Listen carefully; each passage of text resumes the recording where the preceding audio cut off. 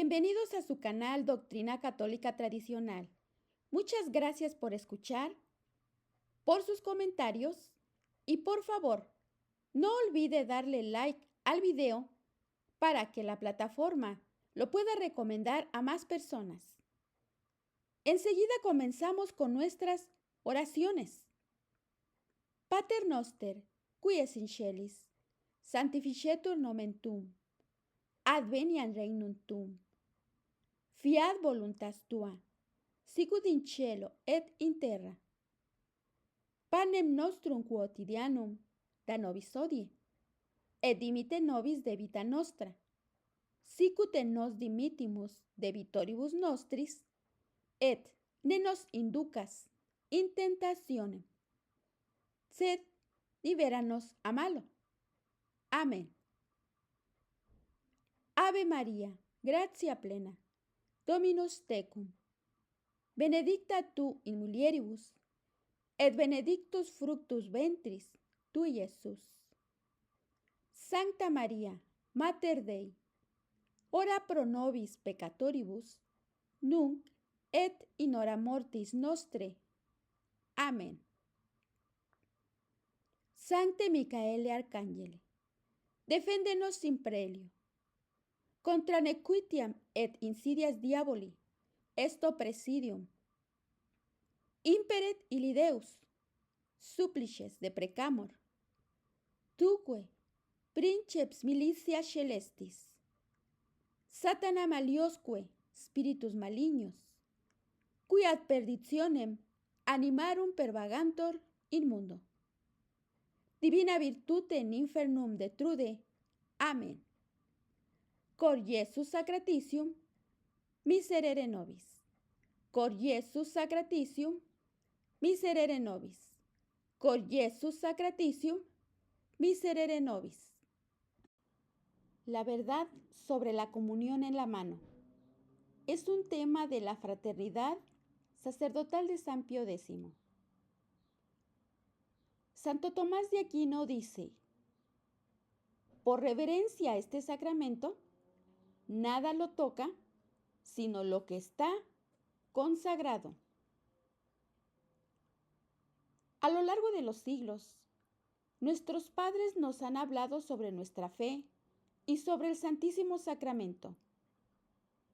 Nuestros padres nos dijeron que la Sagrada Eucaristía es el verdadero cuerpo, sangre, alma y divinidad de Jesucristo. Los padres del Concilio de Trento definieron el Santísimo Sacramento con precisión y cuidado. Santo Tomás de Aquino nos enseñó que por reverencia a este sacramento, tocarlo y administrarlo corresponde solamente al sacerdote. Nuestros padres en el hogar, tanto como las hermanas en nuestra escuela, nos enseñaron que era sacrílego para cualquiera, salvo para el sacerdote, tocar la sagrada hostia. A lo largo de los siglos, los papas, obispos y sacerdotes nos enseñaron lo mismo, no tanto con palabras sino por el ejemplo, y especialmente por la celebración de la antigua misa en latín, donde la profunda reverencia por el Santísimo Sacramento como verdadero cuerpo de Cristo estaba en cada movimiento que hacía el sacerdote. Nuestros padres nos enseñaron estas cosas no por transmitirnos una venerable tradición sin fundamentos. Ellos nos han enseñado estas cosas con la palabra y el ejemplo, para mostrarnos fidelidad a la fe católica y reverencia hacia el Santísimo Sacramento. Nuestros padres nos dijeron esto porque era la verdad. Pero la introducción de la comunión en la mano y de los ministros laicos de la Eucaristía muestra un descuido arrogante por lo que nos enseñaron nuestros padres, y aunque estas prácticas han sido introducidas con el pretexto de ser una auténtica evolución mandada por el Vaticano II, la verdad es que la comunión en la mano no es una auténtica evolución. No fue mandada por el Concilio Vaticano II y muestra ante nosotros un absoluto desafío y desprecio por siglos de enseñanza y práctica católicas. La comunión en la mano fue introducida so capa de un falso ecumenismo que pudo crecer debido a debilidad en la autoridad, aprobada por compromiso y por un falso sentido de tolerancia, y ha llevado a una profunda irreverencia e indiferencia hacia el Santísimo Sacramento como el lugar común del abuso litúrgico y deshonra de nuestra época. No se menciona en ningún lugar del Concilio Vaticano II. En los 16 documentos del Vaticano II no hay ninguna mención de la comunión en la mano y no fue mencionada durante ninguno de los debates durante el concilio. Antes del Concilio Vaticano II, no hay registro histórico de obispos, sacerdotes o laicos pidiendo a nadie la introducción de la comunión en la mano. Absolutamente lo contrario. Cualquier persona educada en la Iglesia del pre-Vaticano II recordará claramente que se le enseñó que era sacrílego que cualquiera tocara la sagrada hostia, salvo el sacerdote. La enseñanza de Santo Tomás de Aquino en su Suma Teológica lo confirma y así lo explica. Y cito y estudiamos. La administración del cuerpo de Cristo corresponde al sacerdote por 3 razones. Primera, porque Él consagra en la persona de Cristo. Pero como Cristo consagró su cuerpo en la última cena, así también Él lo dio a otros para ser compartido con ellos. En consecuencia, como la consagración del cuerpo de Cristo corresponde al sacerdote, igualmente su distribución corresponde a Él. Segunda, porque el sacerdote es el intermediario designado entre Dios y el pueblo. Por lo tanto, corresponde a Él ofrecer los dones del pueblo a Dios. Así, corresponde a Él distribuir al pueblo los dones consagrados. Tercero, porque por reverencia a este sacramento, nada lo toca sino lo que está consagrado, ya que el corporal y el cáliz están consagrados, e igualmente las manos del sacerdote para tocar este sacramento. Por lo tanto, no es lícito para nadie más tocarlo, excepto por necesidad. Por ejemplo, si hubiera caído en tierra o también en algún otro caso de urgencia. Santo Tomás, quien es el príncipe de los teólogos en la Iglesia Católica, quien se destaca por sobre todo el resto, cuya Suma Teológica fue puesta en el altar al lado de las Escrituras durante el Concilio de Trento, y de cuya enseñanza San Pío X dijo que era el remedio contra el modernismo. Santo Tomás enseña claramente que corresponde al sacerdote y solo al sacerdote tocar y administrar la sagrada hostia, porque solo lo que está consagrado es decir, las manos del sacerdote, podrían tocar lo consagrado, que es la sagrada hostia. Note la reverencia y el amor por Jesucristo en el Santísimo Sacramento y la antigua costumbre de colocar un mantel de puro hilo sobre las manos de los comulgantes. La controversia rodea la pretensión que la comunión en la mano fue practicada en la iglesia primitiva. Hay algunos que afirman que fue practicada hasta antes del siglo VI e incluso citan un pasaje de San Cirilo para pretender justificar esa aserción.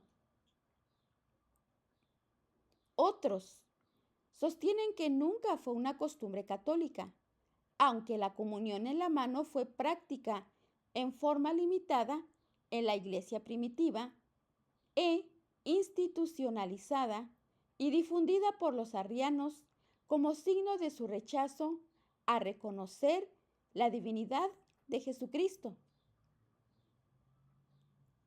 La misma escuela de pensamiento sostiene también que la cita de San Cirilo es de erróneos orígenes arrianos apócrifos. Cualquiera fuera el caso, es claro que la comunión en la lengua es de origen apostólico. Eso es, enseñada por el mismo Cristo. La comunión en la mano fue condenada como un abuso por el sínodo de Rouen en el año 650. Y además la práctica de la comunión en la mano nunca fue reflejada en las otras obras de arte de ningún periodo, tanto en el Oriente como en el Occidente. Esto es, hasta después del Concilio Vaticano II. Ahora veamos la reverencia hacia la Eucaristía en la antigua misa. La enseñanza que solo los sacerdotes pueden tocar la sagrada hostia, que las manos del sacerdote están consagradas para ese propósito y que ninguna precaución fue demasiado grande para salvaguardar la reverencia y evitar la profanación, había sido incorporada en la liturgia de la Iglesia. Eso es, en la antigua misa en latín.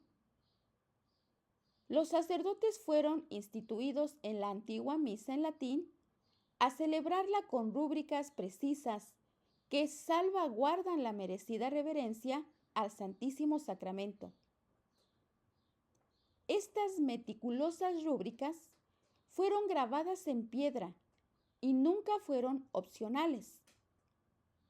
Todos y cada uno de los sacerdotes del rito romano debieron seguirlas con precisión inflexible.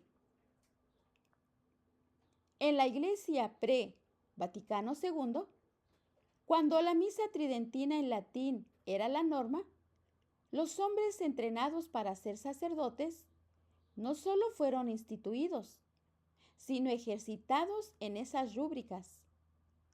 Algunas rúbricas en la antigua misa en latín son como sigue. Pongamos atención. Primero, desde el momento en que el sacerdote pronuncia las palabras de la consagración sobre la sagrada hostia, conserva el dedo índice y el pulgar juntos. Y cuando eleva el cáliz, vuelve las hojas del misal o abre el sagrario, su pulgar e índice no se separan. No toca nada sino la sagrada hostia.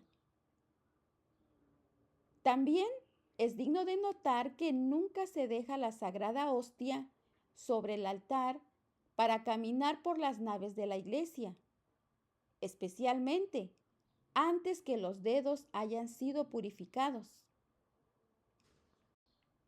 Para dar la mano a la gente en una muestra torpe de forzada familiaridad.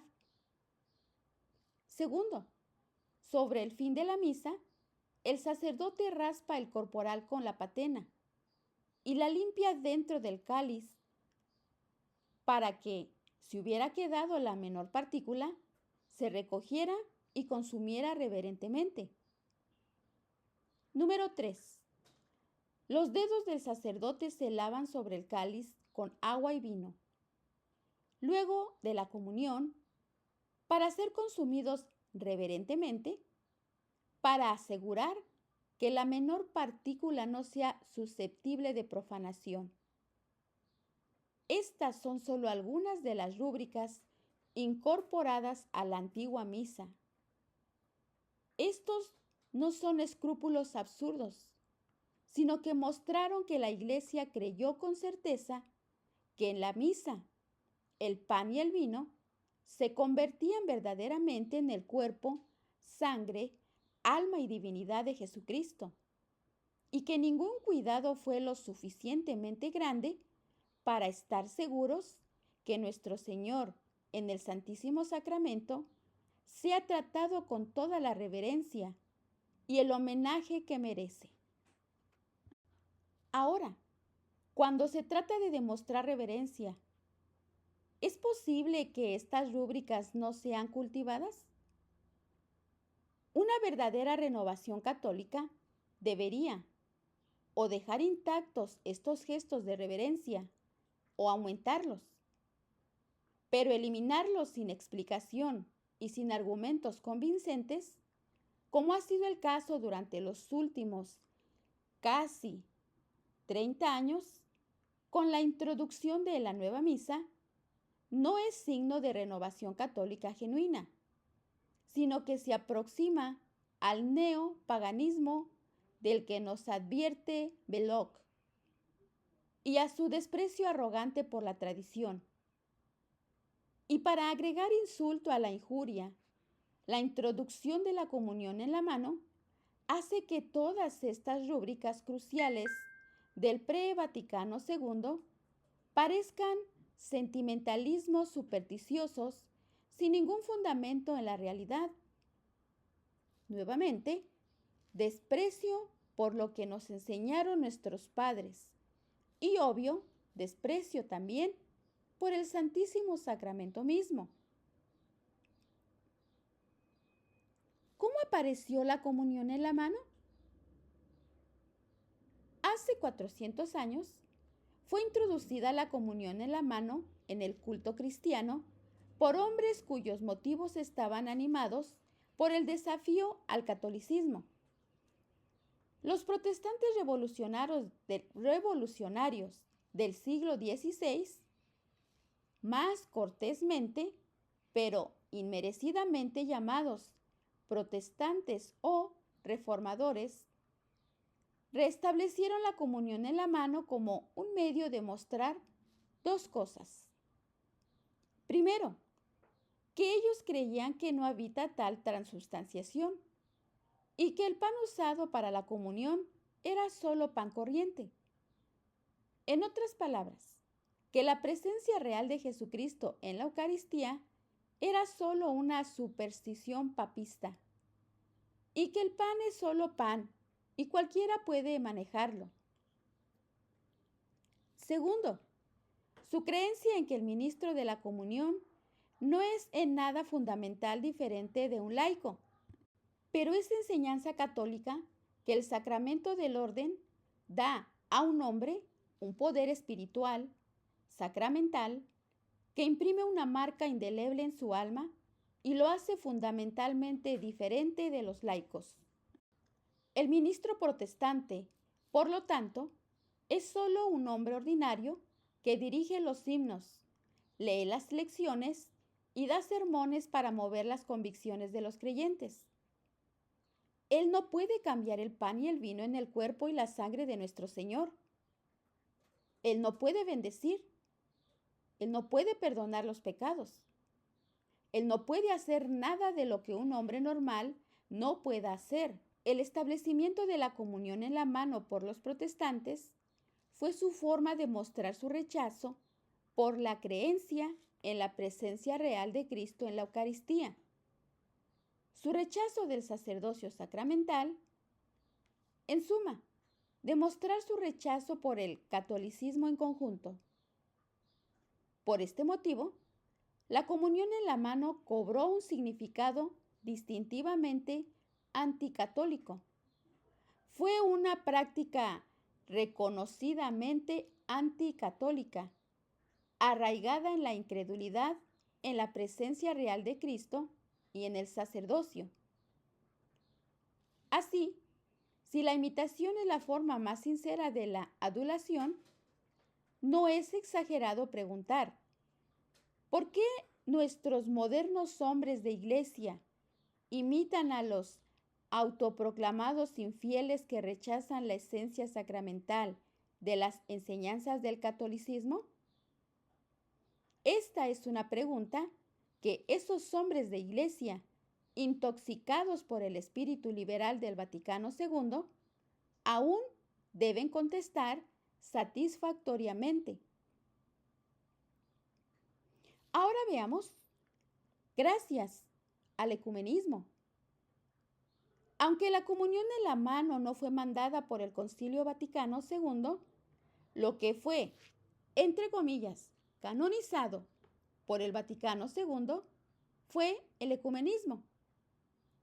Ese falso espíritu de fingida unidad que había sido anteriormente condenado por la Iglesia, particularmente por el Papa Pío XII, en 1928, en su encíclica Mortalium Animus.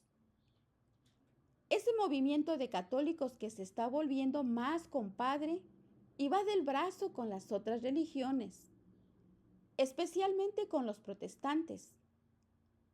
Ese movimiento exagera aquellas cosas que supuestamente tenemos en común con otros credos y calla aquellas cosas que nos dividen para celebrar nuestros, entre comillas, valores compartidos. Valores es un término subjetivo que usted no encontrará en los manuales de teología previos al Vaticano II. Ya no tratamos de convertir a los no católicos. En su lugar, nosotros entablamos diálogos interminables e inútiles, en los cuales el catolicismo siempre sale perdedor por tal diálogo y da la impresión inequívoca que el catolicismo ya no cree que es el poseedor de la verdad teológica. Aunque el ecumenismo no será tratado en este artículo, alcanza a decir que este noble espíritu ecuménico que Dietrich von Hildebrand llamó ecumanía se volvió desenfrenado durante y después del Vaticano II. El espíritu ecuménico se convirtió en el principio formativo primario de todo el rango de las nuevas formas litúrgicas establecidas desde el concilio. Es por eso que la nueva liturgia se parece tanto a un servicio protestante. Después del Vaticano II, algunos sacerdotes holandeses de mentalidad ecumenista comenzaron a dar la comunión en la mano, imitando como los monos la práctica protestante. Pero los obispos, más que cumplir con su deber, lo toleraron. Como los jerarcas de la Iglesia permitieron que el abuso avanzara sin obstáculos, la práctica se extendió a Alemania, Bélgica y Francia. Pero si los obispos parecieran indiferentes a este escándalo, los laicos fueron agraviados. Fue la indignación de gran número de fieles la que apuntó a Pablo VI para que actuara, quien sondeó a los obispos del mundo sobre la cuestión, y estos votaron abrumadoramente por conservar la práctica tradicional de recibir la Santa Comunión solo en la lengua.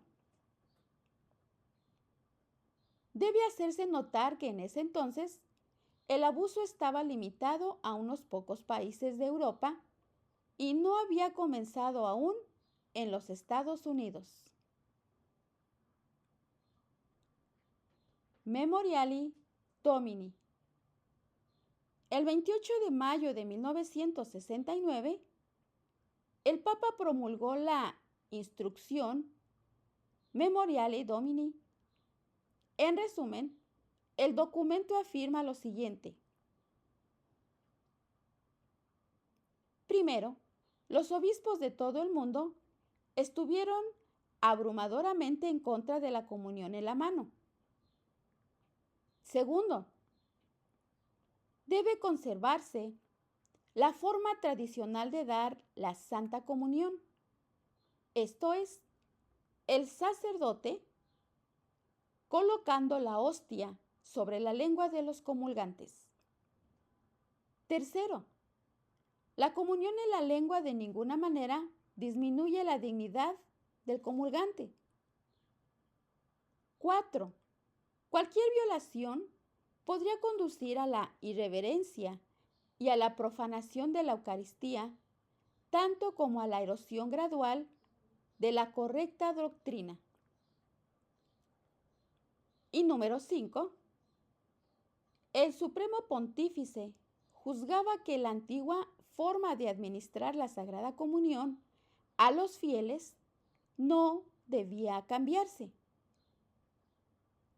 La sede apostólica, por lo tanto, urgía a los obispos, sacerdotes y pueblo a observar celosamente esta ley.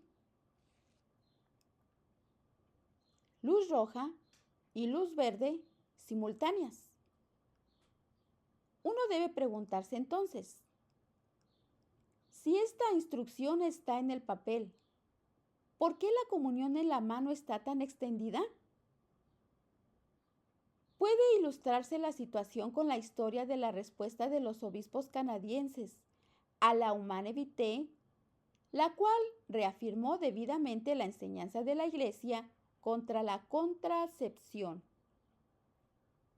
Pero cuando fue promulgada, hubo una marea de oposición por parte de los sacerdotes católicos y de los médicos. Los obispos canadienses escribieron una carta pastoral supuestamente apoyando dicha encíclica, pero en ese documento los obispos usaron esta curiosa frase: normas para un disenso lícito. Esta frase da la impresión que podría haber dado lugar para que los laicos rechazaran legítimamente la Humanae Vitae.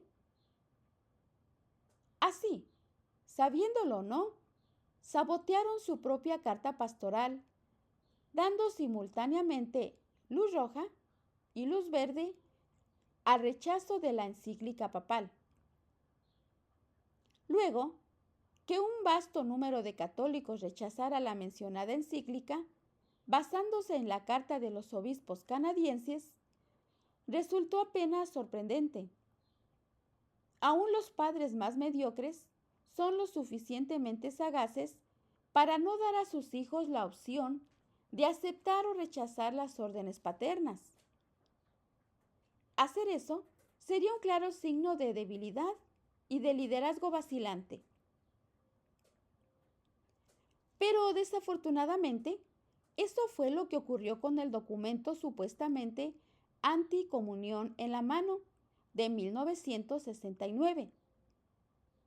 Esta fue la época del compromiso y el documento contenía la semilla de su propia destrucción, porque la instrucción decía que donde el abuso ya se hubiera establecido firmemente, podría ser legalizado con una mayoría de 2/3 en una votación secreta de la Conferencia Nacional de los Obispos, a condición de que la Santa Sede confirmara su decisión.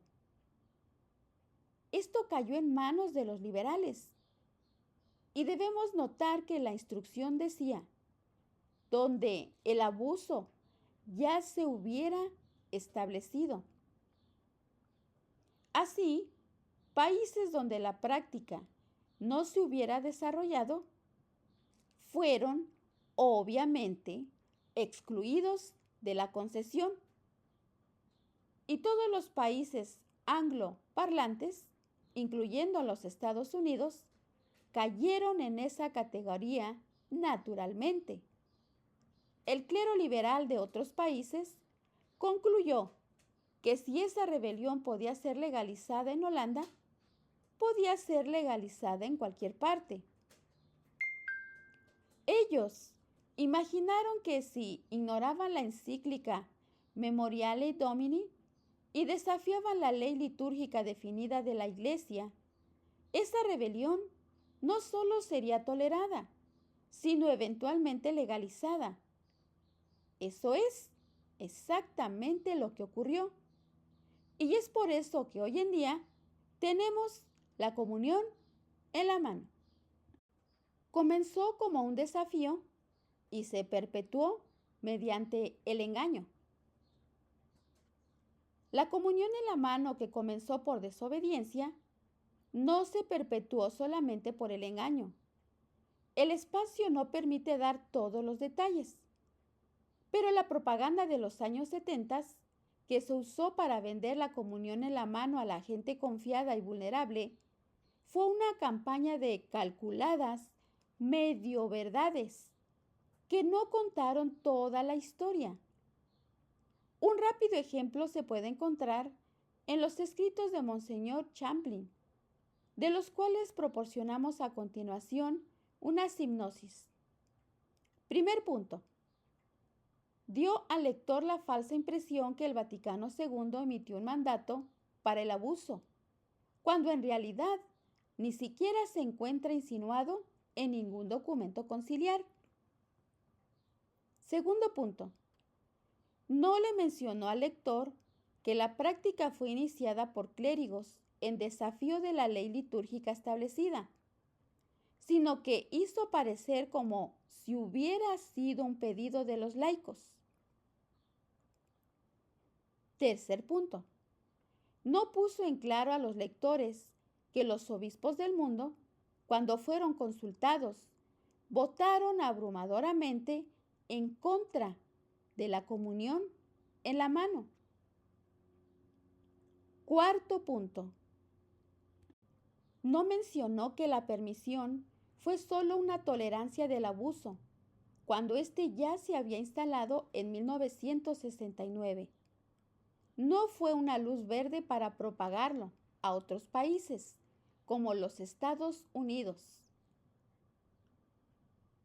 Una cuestión no optativa para el clero.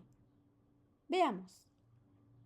Ahora llegamos al punto en que la comunión en la mano está vista como una forma superior de recibir la Eucaristía y la inmensa mayoría de nuestros niños está siendo mal instruida para que reciba la primera comunión en la mano.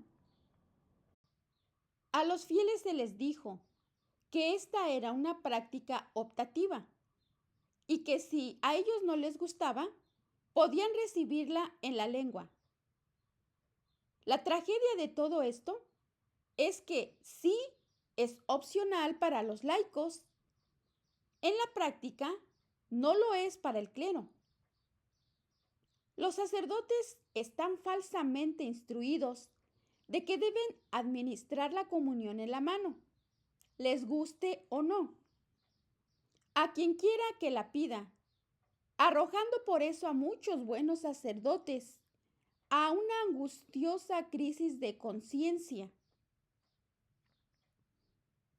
Después del Concilio Vaticano II, un muy sabio arzobispo observó que el golpe maestro de Satanás fue sembrar la desobediencia a la tradición católica por medio de la obediencia.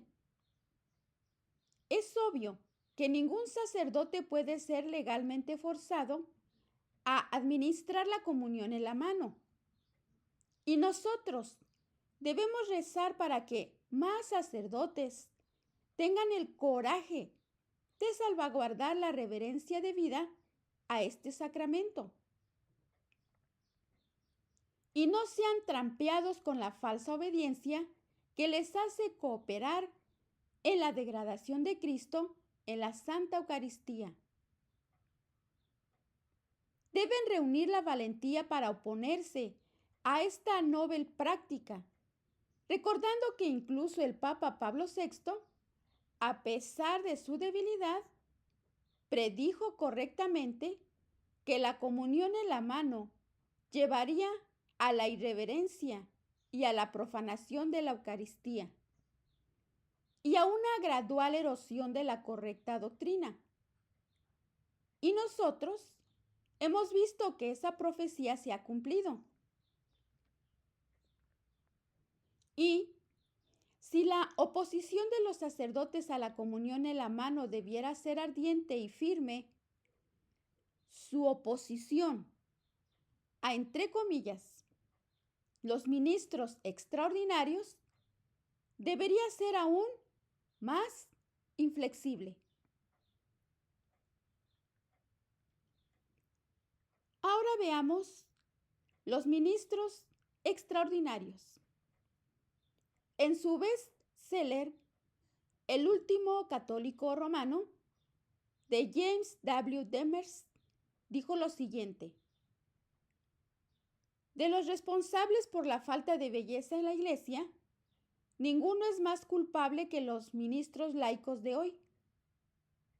La conducta fuera de lugar de estos laicos superficialmente entrenados introduce en el santuario una pomposidad que es tan desconcertante como deplorable de observar. Los laicos dando la Santa Comunión durante la misa hubiera sido considerado un acto impensable de sacrilegio e irreverencia hace más de 35 años y durante los siglos precedentes.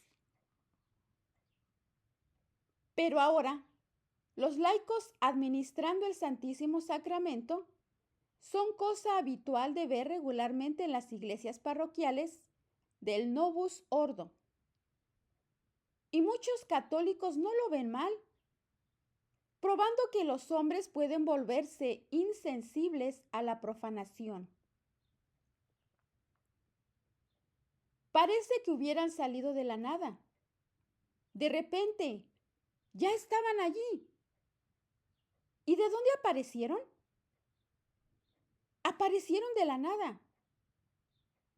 Pero, si se piensa detenidamente, hay algunos pasos que debemos analizar para poder observar el desarrollo que sentó las bases para que esta plaga de manos sin consagrar, comisionados por los pastores para degradar la Eucaristía, usurpe ahora el deber de los que recibieron las órdenes sagradas y socave el sacerdocio y despoje al altar de Dios de sus derechos sagrados. El obispo Fulton Sheen escribió una vez que tanto los hombres como las mujeres son esclavos de la moda, pero con esta diferencia. Si las mujeres son esclavas de la moda en el vestir, los hombres son esclavos de la moda en el pensar. Y de la manía y de la moda, que fueron el orgullo y la alegría de muchos hombres de Iglesia post-Vaticano II, bajo el pretexto de volver a la Iglesia más, entre comillas, participativa, surgió la idea de involucrar a los laicos en la liturgia. Los laicos comenzaron a leer la epístola y el nuevo responsorio de Salmos. Condujeron las tediosas oraciones de los fieles. Y cito: oremos al Señor. Señor, escucha nuestra oración. E incluso nos dieron la bienvenida por el micrófono antes de la misa, deseándonos los buenos días, diciéndonos qué himnos se cantarían y qué plegaria eucarística le apetecía ese día al Padre. El santuario se convirtió en un escenario y ya no existiría el monólogo de un hombre. Cuanto más grande el reparto, mejor. Y el drama cautivante de la misa se volvió un show de aficionados. El sacerdote, un hombre que había sido llamado por Dios y especialmente instruido en el estudio y la dispensación de los sagrados misterios, debió apartarse, voluntariamente o de mala gana, para permitir que aficionados inhabilitados de tiempo compartido y fuera de lugar invadieran y profanaran su sagrado dominio del santuario y del altar. Pero los lectores laicos dentro de la nueva misa no fue lo único. Los ministros laicos del Santísimo Sacramento no hubieran sido posibles sin la revolución en las rúbricas que la precedieron, como fue la práctica y la amplia aceptación de los laicos recibiendo la Sagrada Eucaristía en sus palmas. El oficio del ministro eucarístico es de tal manera la progenie ilegítima de la unión, entre comillas, de los laicos comprometidos, de la nueva liturgia y la comunión en la mano, conviviendo en la nueva iglesia. Es el hijo amado de la revolución de los años 60. Ahora veamos todos en acción. Podemos estar seguros que hubo muchos católicos deseosos de formar parte de esa élite laica que distribuye la Santa Comunión, aunque también hubo otros cuyo buen sentido se opuso inicialmente a esa práctica, pero que eventualmente permitieron ser disuadidos por persuasivos hombres de iglesia. La mejor táctica usada por el clero moderno fue recurrir a la adulación, aproximándose a los buenos hombres y mujeres católicos, diciéndoles: ustedes son buenos miembros de la parroquia, cristianos ejemplares, buenos padres y madres. Por esa razón, nosotros queremos conferirles el honor de ser ministros eucarísticos. Entonces, ¿qué hicieron? Aceptaron la distribución del cuerpo de Cristo, algo tan sagrado que solo corresponde al sacerdote, y lo aceptaron infantilmente como un premio por su buena conducta, como una medalla al mérito que podría darse a un scout, novato por nadar 1 kilómetro, o construir una tienda de indios, o como una estrella que podría ser colocada en la frente de una niña de 3er grado porque fue la única que pudo deletrear correctamente Checoslovaquia.